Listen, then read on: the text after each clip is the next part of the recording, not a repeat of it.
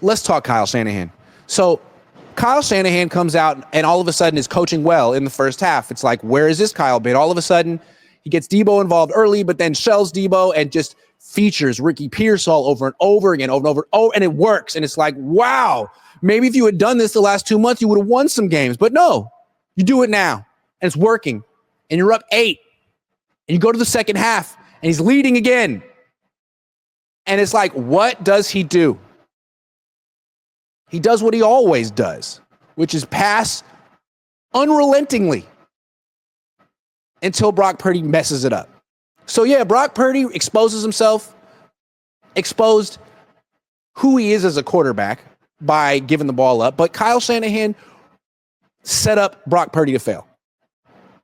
Ben Johnson, what they said on the broadcast is that Kyle Shanahan liked the challenge of matching wits with Ben Johnson, that the whole world is calling Ben Johnson the next offensive genius, and Kyle accepted the challenge of trying to match wits with him or outwit him. That's the challenge you accept? What about 2 weeks ago with the season on the line against the freaking Rams and all you could muster was 6 points when all you needed was 13? No, this is the challenge. You're better than Ben Johnson, who a lot of your own fans want to coach this team more than you. It almost felt like Kyle was responding to his critics. Oh, you think Ben Johnson should replace me, huh? Well, let's show everyone who's the real offensive genius. Okay.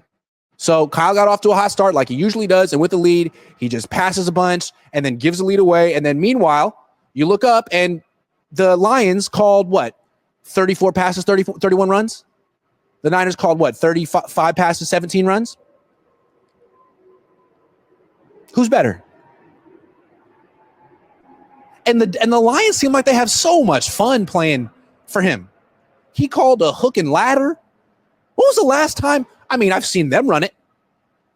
But wouldn't you want to play for a coach who had that in the play sheet? That's something you practiced and actually got to run on Monday Night Football. I want to play for that guy. Now, he wouldn't want me to play for him. I'm a 36-year-old, 175-pound on a good day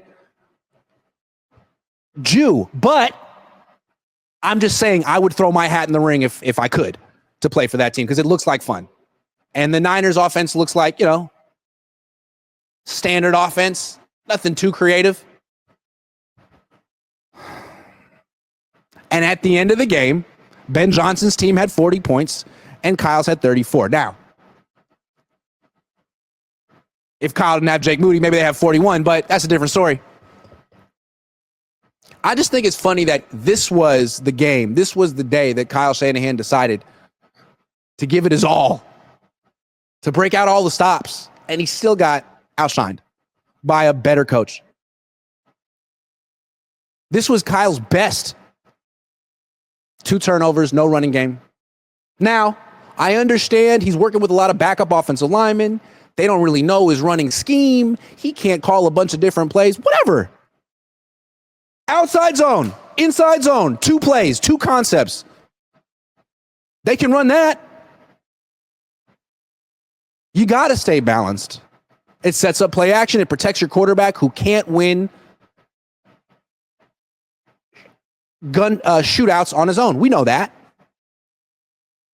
Goff can't win like that. And he's better than Purdy. They actually stayed balanced because you don't want to put the game in Goff's hands like that. We know that. Johnson knows that. Goff knows that. Kyle, either he doesn't know that you can't put the game in Brock's hands, or he wants to put the game in Brock's hands so that Brock will blow it and that Brock will take the heat instead of Kyle. I don't know. You tell me. I don't know.